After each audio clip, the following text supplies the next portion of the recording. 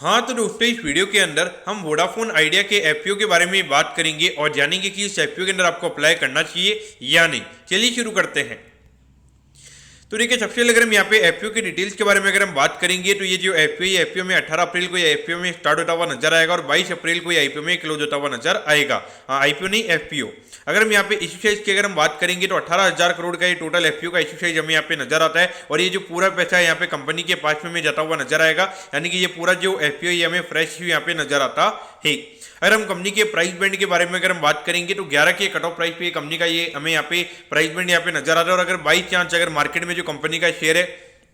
वो अगर यहाँ पे 11 रुपये से नीचे आ जाता है तो वहाँ पे मार्केट में डेफिनेटली जो ये कंपनी है वो 10 रुपये पे भी यहाँ पे शेयर्स इश्यू कर सकती है। अगर हम यहाँ पे प्राइस बैंड के अगर हम एक लॉट के अगर हम टोटल नंबर ऑफ शेयर्स की अगर हम बात करेंगे तो 1298 शेयर्स का लॉट हमें यहाँ पे कंपनी का नजर आता है, क्योंकि डेफिनेटली देखा जाए तो यहाँ पे अराउंड आई थिंक 14,200 के लगभग यहाँ पर आपको एक लॉट को अप्लाई करने के लिए लगने वाला है। अगर हम यहाँ पे रिटेल कोटा की अगर हम बात करेंगे तो अराउंड 35% के लगभग का रिटेल कोटा है, यानी कि लगभग 6,300 करोड़ के लगभग का रिटेल कोटा में यहाँ पे कंपनी का नजर आता है। आपको जान के हैरानी होगी कि जो भी टाटा टेक का जो आईपीओ आया था जिसमें हाईएस्ट हमें अमाउंट वाइज जो सब्सक्रिप्शन हमें देखने को मिला था, उसके अंदर भी अराउंड 9 से 10,000 करोड़ के लगभग की डिमांड हमने देखी थी। तो अगर उतनी डिमांड भी अगर ये एफपीओ के अंदर आती है तो उसके हिसाब से लगभग 1.5 टाइम्स के लगभग ये एफपीओ में रिटेल कोटा के अंदर सब्सक्राइब होता हुआ नजर आएगा। और जिसके अंदर मुझे लगता है कि कहीं ना कहीं यहाँ पे जो 90% जो अलॉटमेंट के चांसेस जाएंगे वो यहाँ पे काफी कंफर्म अलॉटमेंट चांसेस यहाँ पे रिटेल कोटा के अंदर यहाँ पे रहने वाला है। अब अगर हम यहाँ बात करेंगे कि आपको ये जो 18,000 करोड़ ये जो कंपनी रेज कर रही है तो इसको कंपनी कैसे यूज करने वाली है, तो देखिए लगभग जो 12,000 करोड़ के लगभग का जो अमाउंट है वो यहाँ पे कंपनी उनका जो 4G वगैरह और उसके अलावा जो 5G में कंपनी यहाँ पे एक्सपांशन करने वाली है, यानी कि वहाँ पे कंपनी खर्चा करेगी जो उसकी जो 4G उनका जो नेटवर्क है उनको यहाँ पे कंपनी सुधारेगी, यानी कि उसको इंप्रूव करेगी। और उसके अलावा अभी तक कंपनी ने 5G नेटवर्क की यहाँ पे इससे रिगार्डिंग यहाँ पे कोई खर्चा नहीं किया, तो उससे रिगार्डिंग भी यहाँ पे कंपनी एक्सपांशन करने वाली है। और उसके अलावा अगर हम देखेंगे तो यहाँ पे गवर्नमेंट को कुछ स्पेक्ट्रम से रिगार्डिंग यहाँ पे कंपनी को पैसा देना है, कुछ अराउंड 2,000 या 2,200 करोड़ के लगभग वो यहाँ पे अमाउंट कंपनी को देना है, तो वो अमाउंट यहाँ पे ये कंपनी हमें यूज करती हुई नजर आएगी। और बाकी मेरे ख्याल से यहाँ पे जनरल कॉर्पोरेट पर्पजेस के हिसाब से यहाँ पे कंपनी ने बताया है, क्योंकि 4,000 करोड़ के लगभग यहाँ पे कंपनी ने जनरल कॉर्पोरेट पर्पजेस में ये रीजन बताया, जो मुझे लगता है कि 4,000 करोड़ काफी बड़ा नंबर है। लेकिन देखिए,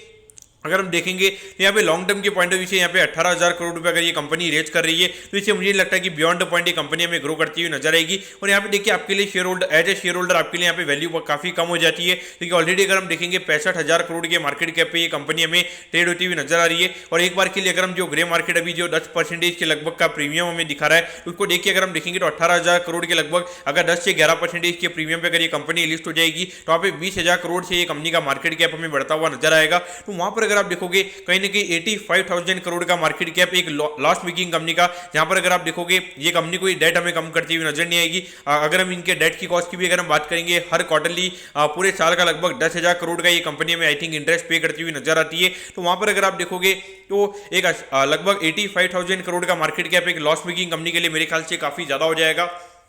तो इस पॉइंट से देखा जाए थोड़ा कॉशियस रहना चाहिए। हाँ, अगर आपको थोड़ा बहुत अगर रिस्क लेना है तो मेरे ख्याल से आप रिटेल एप्लीकेशन लगा सकते हो। लेकिन उसके अलावा क्योंकि यहाँ पर क्या कहते हैं कि बहुत लोग आर्बिट्राज खेलने के लिए भी यहाँ पे लोग फ्यूचर बेच देते हो, फ्यूचर बेचने के बाद में वो आईपीओ लगा देते हैं। यानी कि अगर फॉर एग्जाम्पल अगर अभी मार्केट में 13 रुपये की प्राइस चल रही है और अगर आपको 11 रुपये पे एफपीओ में अगर शेयर मिल जाएगा तो वहाँ पे सीधा आपकी 2 रुपये की कमाई हो जाएगी। लेकिन ये अभी एफएनओ बैन में और डेफिनेटली ये एफएनओ बैन में ही रहेगा, क्योंकि ऐसे हर पब्लिक में जितने भी जने वो यहाँ पे फ्यूचर बेचेंगे वहाँ पे फ्यूचर में कोई खरीदेगा नहीं और वहाँ पे हो सकता है कि जल्दी वहाँ पे फ्यूचर में ये डिस्काउंट में भी हमें जाता हुआ नजर आ सकता है। यहाँ पर आपको क्या करना चाहिए, तो देखिए मेरे ख्याल से ग्रे मार्केट में मुझे लगता है कि एक बार के लिए थोड़ी डिमांड क्रिएट की जाएगी। लेकिन अगर हम पास्ट रिकॉर्ड की अगर हम बात करेंगे, जो पेटीएम का आईपीओ आया था उसमें भी लगभग 10% के लगभग हमने वहाँ पे प्रीमियम देखा था, लेकिन लिस्टिंग वहाँ पे 10% के नेगेटिव में हमें होती हुई नजर आई थी और वहाँ पे कहीं ना कहीं मार्केट का भी टॉप में बनता हुआ नजर आया था। और उसके बाद में जब अडानी एंटरप्राइज का जो एफपीओ आया था जो सक्सेसफुल नहीं हुआ था, तो वहां पर भी उसके बाद भी अगर आप देखोगे 4 से 5 महीने हमारा मार्केट ठंडा पड़ गया था। तो इसीलिए कहीं ना कहीं अगर आप देखोगे जब इतना ज्यादा सप्लाई जब मार्केट में आता है, इतनी सारी कंपनीज की अगर हम बात करेंगे तो क्यूआईपीज हमें करते हुए नजर आ रही है, बहुत सारी कंपनीज के हमें राइट इश्यूज आते हुए नजर आ रहे हैं, बहुत सारे बड़े बड़े आईपीओ हमें आते हुए नजर आ रहे हैं। तो ऐसे पॉइंट ऑफ व्यू से देखा जाए तो यहाँ पे कहीं ना कहीं थोड़ा मार्केट हमारा वीक हो सकता है, और जब मार्केट वीक होगा तो डेफिनेटली ये कंपनी भी हमें नीचे लिस्ट होती हुई नजर आ सकती है। तो मेरे ख्याल से डेफिनेटली थोड़ा ग्रे मार्केट को नहीं देखना चाहिए, ग्रे मार्केट को इग्नोर करना चाहिए, ये मेरा व्यू रहेगा। क्योंकि 18,000 करोड़ का आईपीओ और अगर यहाँ पर 10% के लगभग के अगर यहाँ पे रिटेल कोटा, तो मैं फिर भी ये बोलता है कि यहाँ पे ये आईपीओ थोड़ा सक्सेसफुल हो सकता है। लेकिन देखिए 35% यानी कि लगभग 6,000 करोड़ के लगभग का माल यहाँ पे पब्लिक के पास में आने वाला है। तो ये 6,000 करोड़ की जो जनता है, अगर 10% का प्रीमियम अगर इनको मिलेगा तो ये सीधा ऊपर की रेट पे बेचने को आएंगे, और इतने रेट पे अगर कोई बेचने को आएगा, अगर स्ट्रॉन्ग बायर वहां पर अगर अवेलेबल नहीं हुआ तो वहां पे डेफिनेटली ये स्टॉक हमें गिरता हुआ नजर आ सकता है। तो पॉइंट ऑफ व्यू मेरे ख्याल से तो ये अवॉइड करना यहाँ पे सही रहेगा, ये मेरा पर्टिकुलरली यहाँ पे व्यू रहेगा। तो दोस्तों मैं करता हूँ कि वोडाफोन आइडिया के एफपीओ के बारे में आपको सब कुछ समझ में आ गया होगा। अगर आपकी कोई भी क्वेरीज है आप कमेंट कीजिए, मैं जरूर आपके कमेंट पर रिप्लाई करूंगा। ओके दोस्तों, thank you, have a nice day.